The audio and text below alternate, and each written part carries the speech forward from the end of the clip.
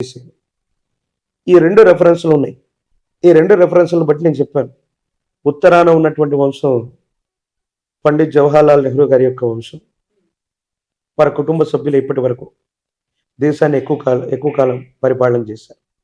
16 సంవత్సరాల పాటు పండిత్ జవహర్లాల్ నెహ్రూ గారు, మరో 3 పర్యాయాల పాటు శ్రీమతి ఇందిరాగాంధీ గారు పరిపాలన చేశారు. తర్వాత రావణ కాష్టమున కల్లోలమొకటి చెలరేగి దేశాన్ని అల్లకల్లోలం చేశాను. ఏమిటి రావణ కాష్టం? భారతదేశానికి పక్కనే ఉన్న రావణ కాష్టం అంటే శ్రీలంక. అక్కడ కల్లోలం, ఎల్టీటీ ఉగ్రవాదులకి తమిళులకి మధ్యలో ఏదో సంఘర్షణ. అప్పుడు ఇందిరాగాంధీ గారి యొక్క తనయుడైనటువంటి రాజీవ్ గాంధీ గారు ప్రధానమంత్రిగా ఉన్నారు.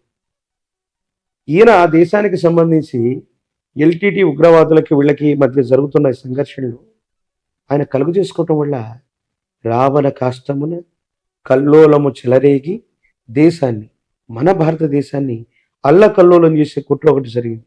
ఏంటో తెలుసా? తమిళనాడుకు సమీపంలోని పెరంబదూరులో బాంబ్ బ్లాస్టింగ్ అవ్వటం. అలాగే రావణ కాష్టంలో కల్లోలం చెలరేగటం వల్ల రాజీవ్ గాంధీ గారు హత్య గావించబడ్డం. ఆ తర్వాత వాళ్ళ సతీమణి అయినటువంటి సోనియా గాంధీ గారు 2004 నుండి 2014లో యూపీఐ చైర్పర్సన్గా ఉంటే 10 ఏళ్ల పాటు వాళ్లే అధికారంలో ఉన్నట్టు కూడా మనం చూసాం. కాబట్టి సమీపమైనటువంటి భవిష్యత్తులో మళ్ళీ కాంగ్రెస్ అన్నటువంటిది పునర్జీవితం జరిగేటువంటి అవకాశం అది ఎక్కడి నుంచైనా జరగచ్చు, తెలంగాణ నుంచి కూడా అవ్వచ్చు. సమీప భవిష్యత్తులో ఇప్పటికిప్పుడు ఈ ఎలక్షన్స్లో కాకపోయినా రాజీవ్ గాంధీ గారు, ప్రియాంక గాంధీ గారు లేదా వాళ్ళ వంశాంకురాలు చివరి వ్యక్తి ఎవరు ఉన్నప్పటికీ కూడా భారతదేశానికి సంబంధించి ప్రజల చేత ప్రజల కొరకు ఎన్నుకోబడ్డటువంటి ఈ ప్రజాస్వామ్య ప్రభుత్వంలో ఎప్పటికైనా మళ్ళీ అధికార పీఠం లేదా ప్రధానమంత్రి పదవి ఖచ్చితంగా వారు దానికి దగ్గరగా ఉంటారు. ఈ ఎన్నికల్లో అది జరగకపోవచ్చు, కానీ సమీపమైన భవిష్యత్తులో వాళ్ళ కుటుంబంలో అసలు రాహుల్ గాంధీకి ప్రధానమంత్రి అయ్యే యోగ్యం భాగ్యం లేదు ఆయన జాతకం ప్రకారం చాలా మంది చెప్తూ ఉన్నారు, మీలాంటి జ్యోతిష్యులు. రేవంత్ రెడ్డి గారు ఎమ్మెల్యేగా ఓడిపోయారు. కనీసం ఒక్కరు కూడా కాంగ్రెస్ బలం లేదు. కాంగ్రెస్ పార్టీ అధికారంలోకి రాదని చాలా మంది జ్యోతిష్యులు చెప్పారుగా. మరి ఏమైందంటారు? కలియుగంలో 5 ఏళ్లు గడిచినటువంటి మీదట పంచాంగములు పనికి మారినవైపోవు, నవగ్రహంబుల నడక మారినను గురుదేవుల వాక్యం కూడా ఉంది. ఓకే, సో మీరు మెజర్ చేసే మెజర్మెంట్స్ కి అతీతవంతమైనటువంటి స్థితిగతుల్లో కలియుగంలో 5 ఏళ్లు గడిచినటువంటి మీదట, ఇప్పుడు 5124 సంవత్సరాలు పురస్కరణ చేసుకున్నాం మనం. 5000 సంవత్సరాల నుంచి అంటే 100 ఏళ్ల నుంచే ఇలాంటి ఆటపోట్లు స్టార్ట్ అయ్యాయి. ఇంకా మనం అనుకున్నటువంటి గ్రహగతులు 30 నెలల్లోనే మందగమనుడైనటువంటి శని ఇక్కడి నుంచి ఇక్కడికి వెళ్తాడంటే 3 రోజుల్లో కూడా ఆయన ట్రావెల్ చేయొచ్చు. ప్రపంచంలో వింతలు విచిత్రాలు ఇంకా జరగబోతున్నాయి. కాబట్టి బ్రహ్మం గారి యొక్క కాలజ్ఞాన ప్రకారంగా సోనియా గాంధీ గారి యొక్క నేతృత్వంలో ఉన్నటువంటి వాళ్ళ కుటుంబ సభ్యులు, ప్రియాంక గాంధీ లేదా రాహుల్ గాంధీ, వీళ్ళ ఇరువురు లేదా వీరి కుటుంబ సభ్యులు చివరి వంశాంకురం ఉన్నంత వరకు భారతదేశానికి సంబంధించిన ప్రధానమంత్రి లేదా ఆ అధ్యక్ష పీఠానికి దగ్గరగానే వీరు ఉంటారు. ఇది సమీప భవిష్యత్తులో జరిగి తీరుతుంది. అందులో భాగంగానే ఇక్కడ కాంగ్రెస్ పార్టీ అన్నటువంటిది అందరూ అనుకుంటారు ఇంకా అయిపోయింది, కాంగ్రెస్ ఏమీ లేదు, దాన్ని ఎవరు ఏమీ చేయలేరు. బ్రహ్మం గారి యొక్క కాలజ్ఞానం. బికాజ్ నేను సనాతనమైన ధార్మికవాదిగా బీజేపీని నేను ఇష్టపడతాను, నేను కాంగ్రెస్ ను పొగడట్లేదు, ఉన్నటువంటి వాస్తవికమైనటువంటి పరిస్థితులు అట్లాంటివి. కమింగ్ టు ఆంధ్రప్రదేశ్, జగన్మోహన్ రెడ్డి గారి యొక్క పేరు జగన్. గా నా అక్షరాలని సంయుక్త అక్షరాలు అంటారు. వారి పేరులో కూడా 2 అక్షరాలే ఉన్నాయి. అంటే జా తీసి ఓన్లీ గన్ అని పెట్టాలా జగన్ గారికి? జగన్ అంటే గా అన్నటువంటిది సంయుక్తము, అంటే ఒక అక్షరంతో మరో సగం అక్షరం కలిసిపోతే దాన్ని సంయుక్తాక్షరం అంటారు తెలుగులో. సో జగన్మోహన్ రెడ్డి గారి యొక్క పేరులో కూడా ఒక రకంగా ఆ విధంగా తీసుకుంటే అవి 2 అక్షరాల కిందే లెక్క. రాబోయేటువంటి శాసనసభ ఎన్నికల్లో ఆంధ్రప్రదేశ్కు సంబంధించినటువంటి ఎలక్షన్స్లో వైనాట్ 175 అని జగన్మోహన్ రెడ్డి గారు ముందుకెళ్తూ ఉండొచ్చు దాకా. కానీ మనం శోభకృతనామ సంవత్సరంలో ఉన్నాం. శోభకృతనామ సంవత్సరే సర్వసస్యాభివృద్ధయః నృపాణాం చ మన్యోన్యం ప్రజానాం చ పరస్పరం. ప్రజల చేత ప్రజల కొరకు ఎన్నుకోబడ్డటువంటి ప్రజా సంబంధమైన ప్రభుత్వాలు మాత్రమే ఈ శోభకృతు అనేటువంటి పేరు కలిగినటువంటి సంవత్సరాల్లో వస్తాయని శాస్త్రం. ఇక్కడ అదే జరిగింది. జగన్మోహన్ రెడ్డి గారు 175 స్థానాలు 151+ వాళ్ళు అనుకుంటున్నారు తీవ్రమైనటువంటి ప్రజా వ్యతిరేక సంబంధమైన స్థితిగతుల వల్ల మళ్ళీ అధికారంలోకి రావటం అన్నటువంటి విషయం మీద వాళ్ళు దృష్టి పెట్టాలి. ఏ ప్రభుత్వం కూడా, అంటే అది టీడీపీతో కూడినటువంటి ప్రభుత్వం కానీ వైసీపీతో కూడినటువంటి ప్రభుత్వం కానీ వెంటనే సులభమైనటువంటి మెజారిటీతో ఆంధ్రప్రదేశ్లో వచ్చేటువంటి అవకాశం లేదు. But first priority is Jaganmohan Reddy గారికి సంబంధించిన ఆరుద్ర నక్షత్రం,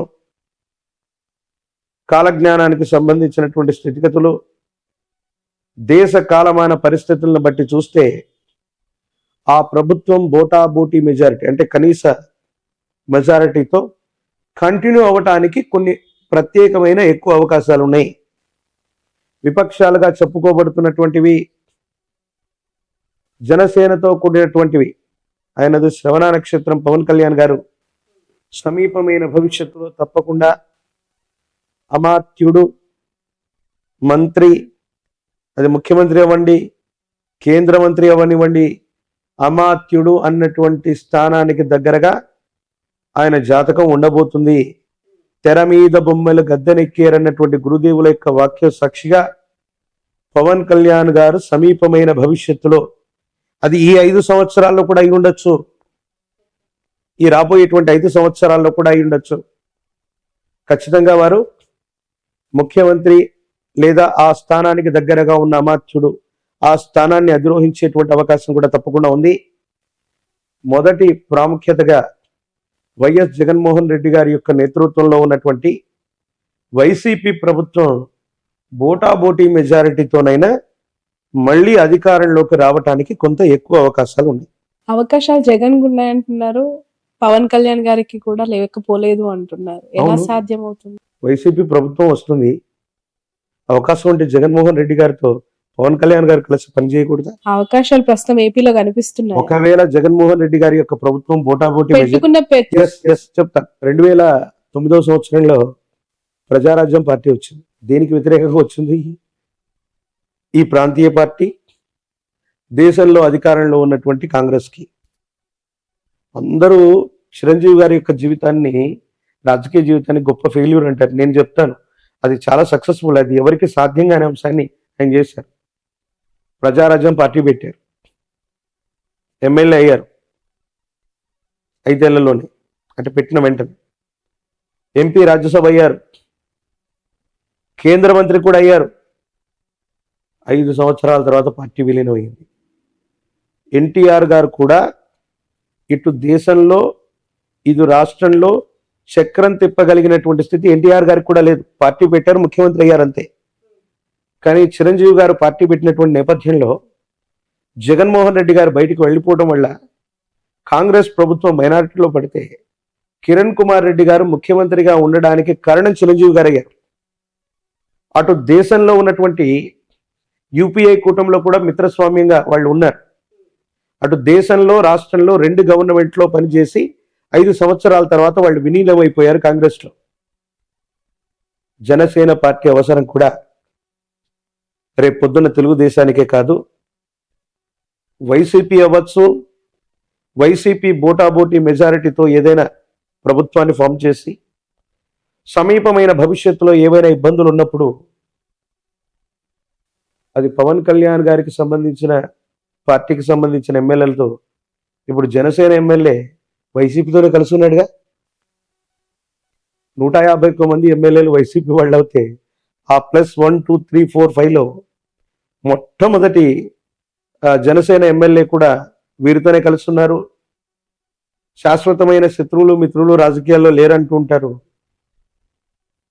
ఈసారి వైసీపీ ప్రభుత్వం ఒకవేళ వ్యవస్థీకృతమై గవర్నమెంట్ని ఫామ్ చేసిన 5 సంవత్సరాల్లోపు ఏదైనా అస్థిరమైనటువంటి ప్రభుత్వం ఏర్పడితే పవన్ కళ్యాణ్ గారి యొక్క నేతృత్వంలోని జనసేన కూడా భాగస్వామ్యం అవ్వచ్చు, లేదా వీటన్నిటికీ కూడా సమీప భవిష్యత్తులో ఆల్టర్నేట్ గా ఉండి జనసేన సొంతంగా అవకాశం, అంటే మళ్ళీ రాబోయే 5 సంవత్సరాలకు అటు ఇటుగా సొంతంగా వాళ్ళుగా ప్రభుత్వాన్ని ఏర్పాటు చేయగలిగిన స్థితి కూడా ఖచ్చితంగా ఉంది.